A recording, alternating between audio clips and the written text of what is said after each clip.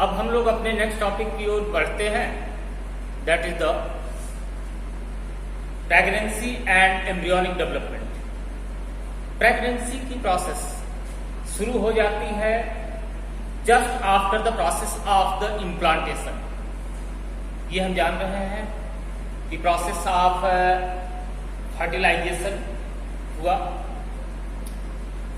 In the structure of the oviduct, और fertilisation होने के बाद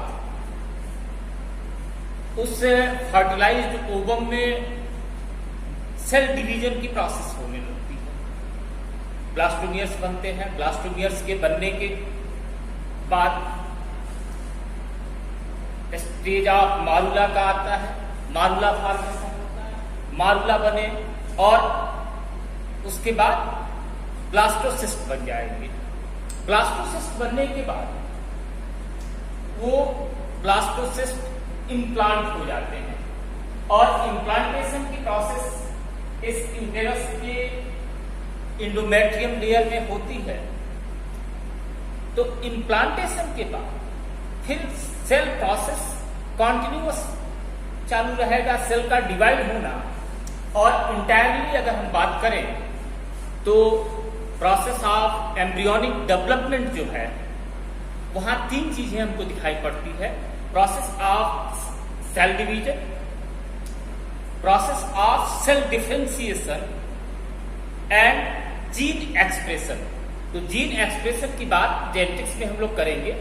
यहां बेसिकली हमारा जो डिस्कशन होगा वो फोकस्ड होगा प्रोसेस ऑफ सेल डिवीजन और प्रोसेस ऑफ सेल डिफरेंशिएशन में। ओके, तो ब्लास्टोसिस्ट को हम लोग थोड़ा सा देखते हैं, इसकी बात हो चुकी है। इसके बावजूद भी ब्लास्टोसिस्ट का फॉर्मेशन मारुला से होता है। मारुला दैट इज द और ऑर्गेनाइज्ड सेल्स। मारुला स्ट्रक्चर इस डायग्राम में हम लोग देख पा रहे हैं, जैसे कि यहाँ ये स्ट्रक्चर ऑफ ओवम, इसका फर्टिलाइजेशन हुआ एम्ब्यूलर रीजन में, और उसके बाद उसमें डिवीजन शुरू हो जाता है। 2 सेल, 3 सेल, 4 सेल स्ट्रक्चर शुरू हो जाता है। अप्रोक्सीमेट 16 to 32 सेल स्ट्रक्चर पहुंचते पहुंचते ये मारुला स्टेज कंप्लीट होता है, और इसके बाद प्रोसेस ऑफ ट्रोफोब्लास्ट फॉर्मेशन यानी कि ब्लास्टोसिस्ट का बनना शुरू होगा। ब्लास्टोसिस्ट के फॉर्मेशन में हम सेल डिफरेंशिएशन की प्रोसेस देखते हैं। सेल डिफरेंशिएट होने लगते हैं। ब्लास्टोसिस्ट में हमने देखा था कि इस तरह का कुछ स्ट्रक्चर बना, ये पेरिफेरल सेल्स अरेंज हो गए, और ये पेरिफेरल सेल्स ट्रोफोब्लास्ट हुए, और यहां सेंटर पर एक जगह इनर मास सेल कलेक्ट, जो कि एम्ब्रियोनल पोल हुआ, और इसके अपोजिट एंड एम्ब्रियोनल पोल हुआ। तो इस एम्ब्रियोनल पोल के जो सेल्स हैं, यही cells further process of gastrulation की तरफ बढ़ेंगे। गैस्ट्रुला फॉर्मेशन होगा, और गैस्ट्रुला फॉर्मेशन के साथ साथ जो ये पेरिफेरल लेयर है जो ट्रोफोब्लास्ट का, ये ट्रोफोब्लास्ट डेवलप हो जाएंगे एम्ब्रियन और कॉरियन लेयर में। ये एम्ब्रियोनिक सैक जो बनेगा उसमें 2 लेयर हैं, एम्ब्रियन इनर लेयर, और बाहर का जो लेयर है protective layer, that is the chorion layer. तो ये 2 लेयर का फॉर्मेशन हो जाएगा इस ट्रोफोब्लास्ट से। ओके, और इस ट्रोफोब्लास्ट से ये एम्ब्रियोनिक सेल्स जो हैं या इनर मास सेल्स हैं, वो कनेक्टेड हैं राउबर सेल के रीजन पे, राउबर सेल के रीजन में। और ये रीजन यहां प्लेसेंटल वाइली और ओवरऑल स्ट्रक्चर ऑफ प्लेसेंटा का फॉर्मेशन होगा, उसकी हम लोग बाद में बात करेंगे। अभी हम आते हैं इस inner cells, inner mass cells जो है, ये इन सेल्स में अब डिफरेंशिएशन की प्रोसेस क्लियर होनी शुरू होगी। और इस डिफरेंशिएशन की जो प्रोसेस होगी उसमें ये इनर मास सेल्स तीन कैटेगरी में, तीन पार्ट्स में डिवाइड हो जाएंगी। That is the process of gastrulation. Gastrulation की जो बात हम करते हैं, या गैस्ट्रुला फॉर्मेशन। गैस्ट्रुला फॉर्मेशन और गैस्ट्रुलेशन क्या है? That is the process of the differentiation of the inner mass sales of blastocyst. Blastocyst के जो इनर मास सेल्स हैं, वो इनर मास सेल्स स्पेशलाइज्ड होंगे, उनका डिफरेंशिएशन होना शुरू हो जाएगा। और ये डिफरेंशिएशन होने की प्रोसेस कही जाती है गैस्ट्रुलेशन। इस गैस्ट्रुलेशन के प्रोसेस में 3 जर्म लेयर्स बन जाती हैं। 3 जर्म लेयर बनेगी। That is the ectoderm, ectoderm हो जाएगा, मीजोडर्म और इंडोडर्म। ये 3 जर्म लेयर्स बन जाती हैं। और इन 3 जर्म लेयर्स के बनने की जो कहानी है, that is the process of gastrulation है। और ये ही तीनों जर्म लेयर्स फर्दर पूरे ऑर्गेनिज्म के बॉडी, पूरा बेबी का स्ट्रक्चर, जो न्यूली फॉर्म बेबी होगा, उसके सारे बॉडी पार्ट्स इन्हीं तीनों जर्म लेयर्स से डिराइव होंगे। जैसे कि इन केस ऑफ ट्रिप्लोब्लास्टिक की बात है, ह्यूमन बीइंग, मैमल्स, सबके सब ये ट्रिप्लोब्लास्टिक एनिमल्स हैं। हम लोगों को मालूम है कि डिप्लोब्लास्टिक होते हैं, ट्रिप्लोब्लास्टिक होते हैं। तो human being, mammals triploblastic group के एनिमल्स हैं। और इन ट्रिप्लोब्लास्टिक एनिमल्स में ये तीनों जर्म लेयर्स डिफरेंशिएट होंगी। जैसा कि इनके नाम से क्लियर है, जो एक्टोडर्म होगा इस गैस्ट्रुला फॉर्मेशन के टाइम उसमें सबसे बाहर होगा, मीजोडर्म मिडिल में होगा, और मीजोडर्म के ही बाइफर्केशन से सिलोम फॉर्मेशन होता है। ये हम लोगों को मालूम है कि सिलोमैटिक और एसिलोमैटिक ग्रुप ऑफ एनिमल्स होते हैं, जिनमें कन्फर्म सिलोम का स्ट्रक्चर फॉर्म होता है। और वो सिलोम फॉर्मेशन होता है इस मीजोडर्म की स्प्लिटिंग होने से। और वो सिलोमैटिक एनिमल्स होते हैं। थर्ड लेयर है इंडोडर्म। तो इन तीनों लेयर्स का कन्फाइंड हो जाना, ये प्रोसेस है गैस्ट्रुलेशन। ये process of gastrulation approximate within the 2 week, लगभग 2 हफ्ते तक ये कंप्लीट हो जाती है। 2 week of the time entirely. जैसा कि हमको मालूम है, पूरा process of the pregnancy period या जेस्टेशन पीरियड 40 वीक्स का, 280 डेज का है।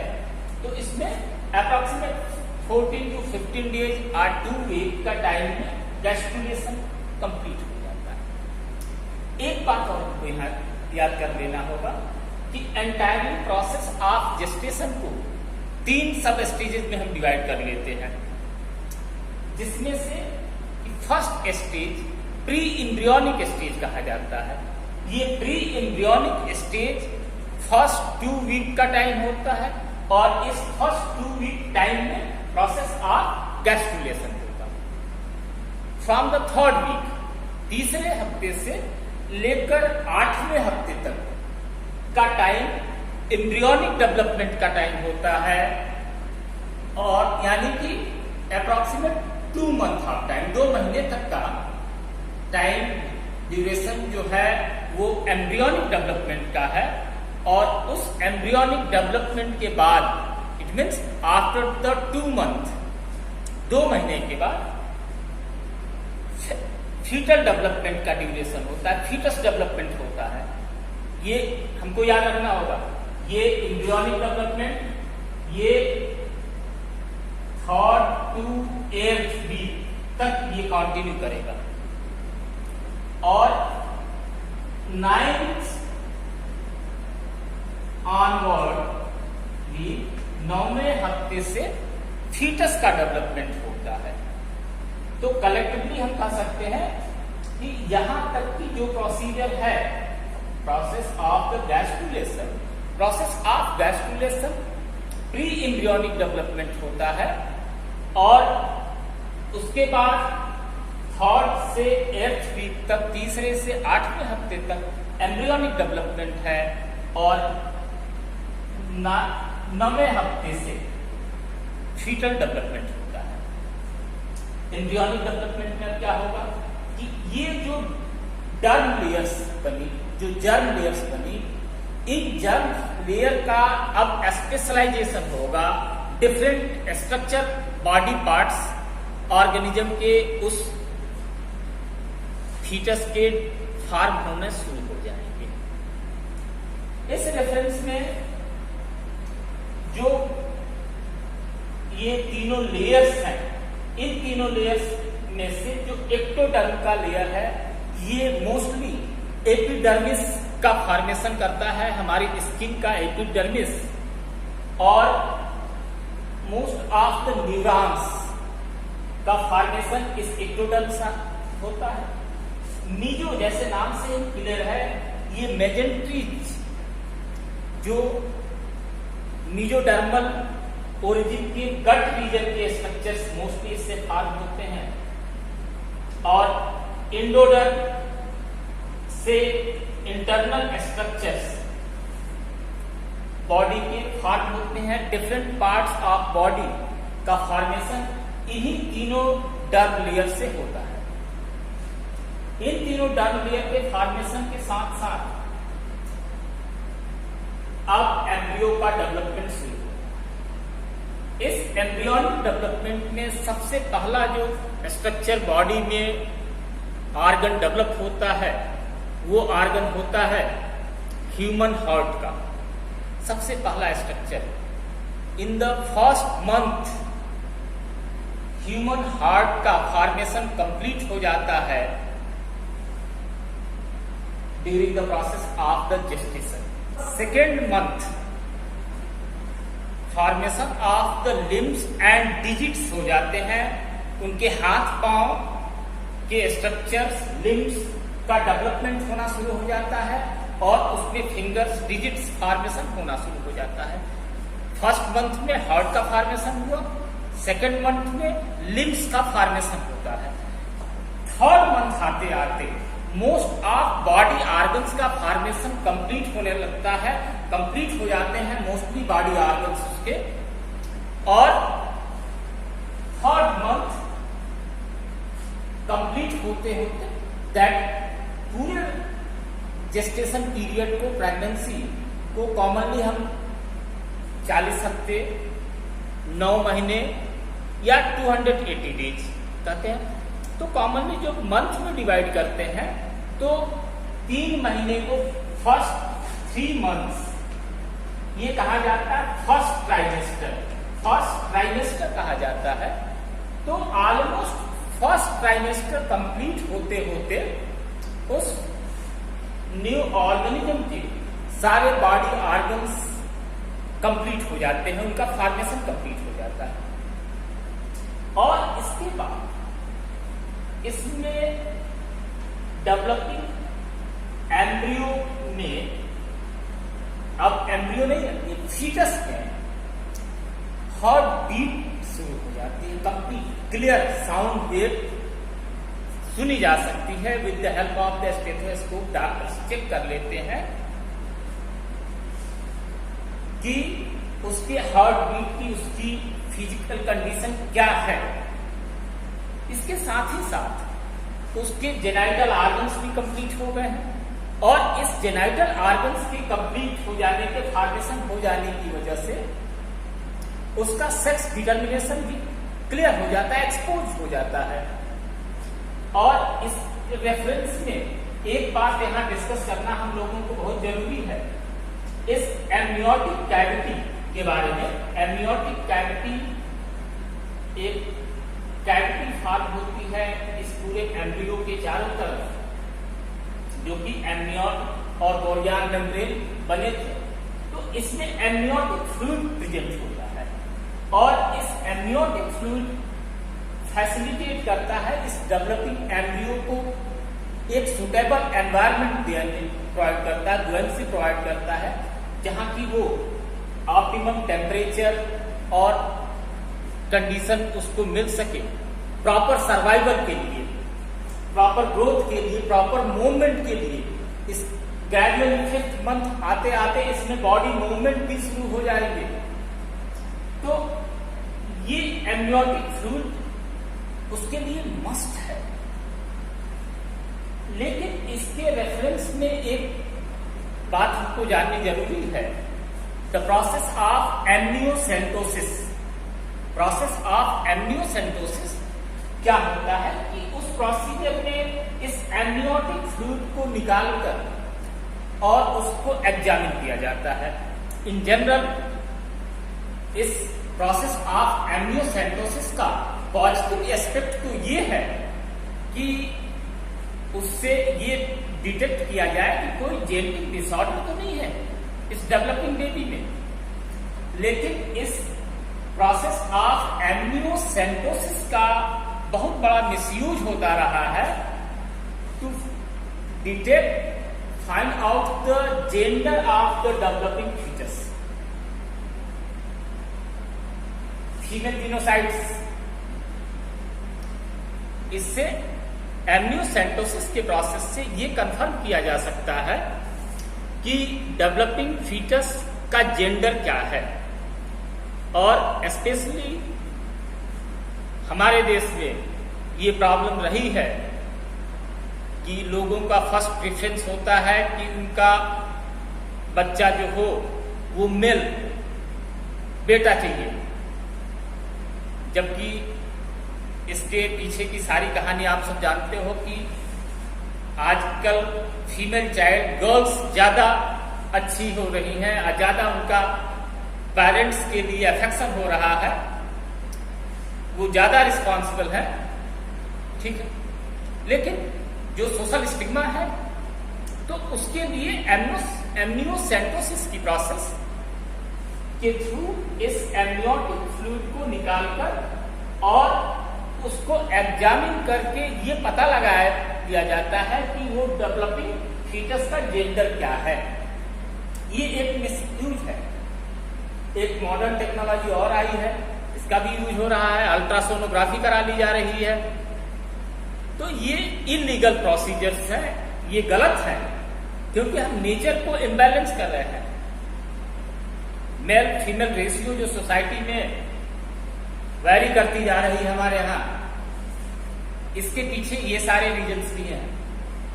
तो ये एमनियोटिक फ्लूइड का examination, that is the process of the amniocentesis. तो फर्स्ट ट्राइसेमेस्टर पूरा हुआ तो ये सारी बातें क्लियर हो गई, उसका जेंडर क्लियर हो गया, उसके बॉडी ऑर्गन्स डेवलप हो गए और उस डेवलपिंग फीटस में मूवमेंट शुरू हो जाता है, हार्ट बीट शुरू हो जाता है कंप्लीटली। ग्रेजुअली ग्रोथ की प्रोसेस चलती रहती है टिल द 5th मंथ। उसके हेड रीजन पर हेयर का ग्रोथ शुरू हो जाता है।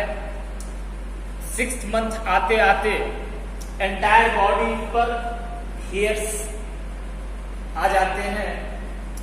अगर मेल बेबी है तो 7th मंथ, 7वें महीने में क्या होता है, process of the descending of scrotum हो जाता है। एस्क्रोटल सैक बाहर निकल आता है और टेस्टिकल्स डिसेंड हो जाते हैं एब्डोमिनल कैविटीज के बाहर मेल चाइल्ड में, जबकि फीमेल में जो ओवरी है वो तो एब्डोमिनल कैविटी में ही प्रेजेंट रहेगा। तो ये सारी चीजें कंप्लीट हो जाती है 7th मंथ तक। अब इसमें रैपिडली ग्रोथ और डेवलपमेंट की प्रोसेस होगी, बॉडी ग्रोथ होगी, और इसके साथ ही साथ यहां पर ये प्लेसेंटल वाइली के साथ साथ स्ट्रक्चर ऑफ प्लेसेंटा डेवलप हो जाता है। प्लेसेंटा का फॉर्मेशन होगा, प्लेसेंटा का फॉर्मेशन होगा, और ये प्लेसेंटा जंक्शन होता है, जैसा कि हम लोगों ने पहले भी बात किया था कि प्लेसेंटा यूटेराइन वॉल और ट्रोफोब्लास्ट के लेयर के फ्यूजन से एक जंक्शन बनता है जो कि प्लेसेंटा है। और प्लेसेंटा का रोल डुअल रोल होता है। वो पहला काम जो करता है, supply of nutrients and blood oxygen to the developing embryo. Mother body से जो भी फूड मटेरियल ट्रांसफर करना है वो प्लेसेंटा के थ्रू होता है, और वेस्ट मटेरियल्स इससे डिस्चार्ज होंगे, वो मदर बॉडी में ट्रांसफर होंगे। इसके साथ ही साथ इसका सबसे बड़ा इंपॉर्टेंट रोल है कुछ हार्मोन्स का सिक्रीशन का। उस हार्मोन्स में HCG और HPL दो हार्मोन्स हैं। HCG human chorionic gonadotropin hormone और ह्यूमन प्लेसेंटल लैक्टोजन हार्मोन। ये तो बिगिनिंग से ही शुरू हो जाते हैं, और उनके सिक्रीशन की वजह से प्रोजेस्टेरॉन का लेवल मेंटेन होता है, और प्रोजेस्टेरॉन का लेवल मेंटेन होने की वजह से ये यूटेराइन वॉल ये पूरा फुट सपोर्ट करता है डेवलपिंग एम्ब्रियो को। इसके साथ साथ लास्ट स्टेज में जब प्रेगनेंसी की लास्ट टर्मिनेशन की कंडीशन होती है तो एक और हार्मोन सिक्रीट करता है ये प्लेसेंटा, वो रिलैक्सिन है। वही relaxin hormone process of contraction के लिए स्टिमुलेट करती है। ठीक है, तो ये रोल होता है प्लेसेंटा का। प्लेसेंटा से ये एम्ब्रियो कनेक्ट होता है थ्रू द अम्बिलिकल कार्ड। ये अम्बिलिकल कार्ड है, ये ट्यूब लाइक स्ट्रक्चर, इसी के अंदर ब्लड वेसल्स होती हैं, और उन्हीं ब्लड वेसल्स के थ्रू इसको ब्लड की सप्लाई होती है। ये प्लेसेंटा को कनेक्ट करता है umbilical cord to the developing embryo से, डेवलपिंग फीटस से। तो फर्स्ट ट्राइसेमेस्टर की हम लोगों ने बात की। इस फर्स्ट ट्राइसेमेस्टर के साथ ही साथ ये प्रोसीजर हो चुका होता है। फर्स्ट ट्राइमेस्टर होता है, 4th month to 6th month का जो ड्यूरेशन है वो सेकेंड ट्राइमेस्टर कहा जाता है, और 7th to 9th month that is the 3rd trimester कहा जाता है। इसमें एक बात आपको बता देना चाहता हूं कि जो सेकेंड ट्राइमेस्टर होता है, second trimester commonly safe period माना जाता है। मिसकैरेज के चांसेस वहां कम होते हैं, और मदर इन जनरल कंफर्टेबल होती है। फर्स्ट ट्राइमेस्टर और 3rd ट्राइमेस्टर ज्यादा क्रिटिकल होते हैं। सेकेंड ट्राइमेस्टर कुछ ज्यादा कंफर्टेबल होता है। कंप्लीट स्ट्रक्चर ये फीटल ग्रोथ 9th मंथ में कंप्लीट होगा। का जब टर्मिनेशन होगा, 3rd ट्राइमेस्टर जब कंप्लीट होता है तो प्रोसेस ऑफ पार्टिनेशन का टाइम शुरू हो जाता है। इनिशियली जो सिग्नल्स होते हैं, सिग्नल्स लेबर पेन के नाम से कॉमन लैंग्वेज में हम कहें तो लेबर पेन शुरू हो जाता है, और ये लेबर पेन जो होगा that is due to the contraction of the uterine muscles. Uterine muscles में कॉन्ट्रैक्शन होने लगते हैं, और कॉन्ट्रैक्शन होने की वजह से सिग्नल जो होगा वो चला जाएगा पिट्यूटरी को, पिट्यूटरी के पोस्टीरियर लोब को ये मैसेज जाता है, और पोस्टीरियर लोब को जब मैसेज ये ट्रांसफर हुआ तो वहां से हार्मोनल सिक्रीशन शुरू हो जाता है rapidly, that is the secretion of the oxytocin नाम के हार्मोन्स का सिक्रीशन होता है। और ये ऑक्सीटोसिन नाम का सिक्रीशन जो हुआ हार्मोन का, ये फिर इस यूटेराइन मसल को स्टिमुलेट करता है। एंटायरली जो प्रोसेस है वो फीटल इजेक्शन रिफ्लेक्स कहा जाता है। Foetal ejection reflex. अब इस फीटल इजेक्शन रिफ्लेक्स की वजह से मैसेज पिट्यूटरी को का ट्रांसफर हुआ, और उसकी वजह से ऑक्सीटोसिन का सिक्रीशन और तेज होगा, ज्यादा होगा, और ये फिर इस यूटेराइन वॉल को इंपैक्ट डालेगा, इस पर प्रभाव डालेगा, और ये foetal ejection reflex hard and harder होता जाता है। ओके, ये ज्यादा तेज होता जाता है। मोस्ट ऑफ द टाइम आप लोगों ने सुना होगा कि कभी डॉक्टर्स इंजेक्शन का यूज करते हैं, तो इसी ऑक्सीटोसिन नाम के इंजेक्शन का यूज करते हैं डिलीवरी को कंफर्टेबल बनाने के लिए, कि comfortably within time process of parturition हो जाए। पार्टिल्यूशन क्या है? Parturition that is the birth of baby. इसको हम डिफाइन कर सकते हैं, that is the process of ejection और delivery of the new born baby from the uterus after the completion of the gestation period. जब ये एंटायर ड्यूरेशन अपना complete कर लेगा बेबी, तो उसकी बर्थ होती है, और बर्थ की प्रोसेस दैट इज द पार्टिल्यूशन कही जाती है। पार्टिल्यूशन के लिए ये यूटेराइन वॉल रिस्पॉन्सिबल होते हैं, और इन यूटेराइन वॉल में मैक्सिमम कॉन्ट्रैक्शन और रिलैक्सेशन की कैपेबिलिटी है। हम लोगों ने पहले भी बात किया था, फिर से इसको रिपीट कर लेते हैं। Uterine wall including the region of the cervix, जहां की प्लगिंग हुई है म्यूकस की, ये इंटायरली कैपेबल होते हैं near about 7 kg of weight को बियर करने के लिए। लगभग 7 किलो का वजन ये बियर कर सकते हैं। इसमें जिस रेशियो में इस बेबी का डेवलपमेंट होगा, और इसके साथ साथ इस बेबी के साथ ये जो स्ट्रक्चर ऑफ प्लेसेंटा है, ये प्लेसेंटा का वेट भी लगभग 1 kg के आसपास हो जाता है। तो एंटायरली इसकी कैपेबिलिटी है 7 kg बियर करने की वजन। तो ये एंटायरली स्ट्रक्चर डेवलप हुआ एम्ब्रियो का, बेबी बना, और बेबी बनने के बाद इसका एक्सपल्सन होगा, दैट ये रिलीज होगा from the birth canal through the vagina and cervix के होते हुए ये जो फीटस है, इस फीटस का हेड रीजन पहले बाहर की ओर निकलता है।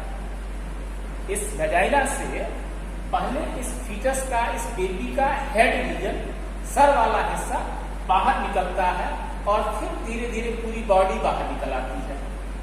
जब ही ये पूरी बॉडी बाहर निकलेगी, एम्ब्रियो निकलेगा, अम्बिलिकल कार्ड से जुड़ा हुआ ये प्लेसेंटा भी बाहर निकल आता है। प्लेसेंटा भी बाहर निकल आता है इन केस ऑफ मैमल्स, और मैमल्स में भी किसमें, in case of the primates में प्लेसेंटा भी बाहर निकल आता है, और फाइनली ये पूरा structure including the uterus, the structure present inside the uterus, that is the embryo, including this amnion, chorion, और प्लेसेंटा, ये सब के सब डिस्चार्ज होकर बाहर निकल आते हैं। बेबी ऑफ बर्थ कंप्लीट हो जाते हैं और इसी अम्बिलिकल कार्ड को डॉक्टर्स डिसेक्ट कर देते हैं। फाइनली जब बर्थ ऑफ बेबी हो जाएगी तो ये नेवल पोर्शन हमारी बॉडी में एब्डोमिनल रीजन में सेंट्रल में जो नेवल पोर्शन होता है, यही पोर्शन होता है जो कि अम्बिलिकल कार्ड से कनेक्ट होता है और ये प्रोसेस ऑफ पार्टिट्यूशन कंप्लीट हुआ। इस प्रोसेस ऑफ पार्टिट्यूशन के कंप्लीट होने के साथ ही साथ प्रोसेस ऑफ लैक्टेशन शुरू हो जाएगा। फीमेल ब्रेस्ट में फॉर्मेशन ऑफ मिल्क प्रेगनेंसी के साथ ही शुरू हो जाता है। उसकी मेमरी ग्लैंड्स स्टिमुलेट हो जाती हैं और उससे मिल्क फॉर्मेशन की प्रोसेस होती है। और इनिशियल स्टेज में लगभग after the birth of baby, बच्चे के जन्म होने के 2-3 दिन तक जो मिल्क डिस्चार्ज होता है वो बहुत ज्यादा न्यूट्रिटिव होता है, जिसे कि कोलोस्ट्रम कहते हैं। कोलोस्ट्रम में इसेंशियल न्यूट्रिएंट्स के साथ साथ सबसे इंपॉर्टेंट जो कंपोनेंट प्रेजेंट होते हैं वो होते हैं एंटीबॉडीज। इन एंटीबॉडीज की वजह से इस बेबी को, जो अर्ली बॉर्न बेबी है, उस अर्ली बॉर्न बेबी को इम्यून पावर उसका डेवलप होता है। अगर उस मिल्क को मदर फीडिंग कराती है, वो क्या है तो कोलोस्ट्रम है। कोलोस्ट्रम की फीडिंग से बेबी में और सारे न्यूट्रिएंट्स की फुलफिलमेंट तो होती ही है। इसके साथ ही साथ जो सबसे इंपॉर्टेंट एडवांटेज है, जिसको पिछले कुछ दिनों तक, कई सालों तक मेडिकल साइंस ने इग्नोर करके रखा था, फिर उसको एक्सेप्ट किया गया कि जो कोलोस्ट्रम का डिस्चार्ज है, कोलोस्ट्रम का डिस्चार्ज डेवलपिंग बेबी के लिए बहुत ही यूजफुल है और स्पेशली उसकी इम्यूनिटी डेवलपमेंट के लिए, जो कि उसे ऑलरेडी उसके मदर से मिल रहा है फीडिंग।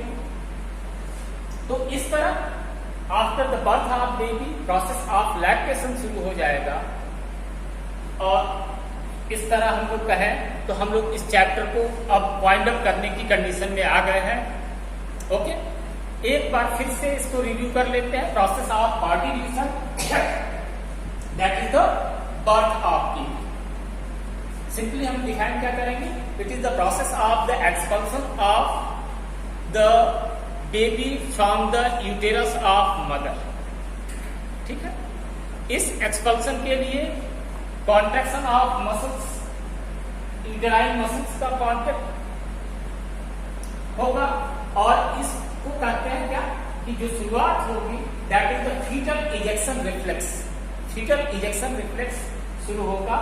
फाइनली ये hard and harder, fast and faster होता जाता है, जिसकी वजह से इस डेवलपिंग बेबी का एक्सपल्सन हो जाता है, डिलीवरी हो जाती है फ्रॉम द मदर के यूटेरस से। Okay, thank you very much. हमें लगता है कि इस वीडियो से आपको सफिशिएंट स्टडी मटेरियल अवेलेबल हो गया। अगर आप बहुत अच्छा करना चाहते हैं अपने एग्जाम में, तो इस चैप्टर के पूरे कंटेंट्स को, पूरे वीडियोज को आप थारोली ऑब्जर्व करें, देखें। पूरा चैप्टर बिल्कुल क्लियर है, एक्सप्लेनेशन एक एक पॉइंट एनसीईआरटी और एनसीईआरटी के अलावा और एडिशनल मटेरियल्स दिए गए हैं, जो कि आपके बोर्ड एग्जाम्स में और बोर्ड एग्जाम्स के साथ साथ कॉम्पिटिटिव एग्जाम स्पेशली नीट के लिए बेनिफिशियल है। Okay, thank you very much.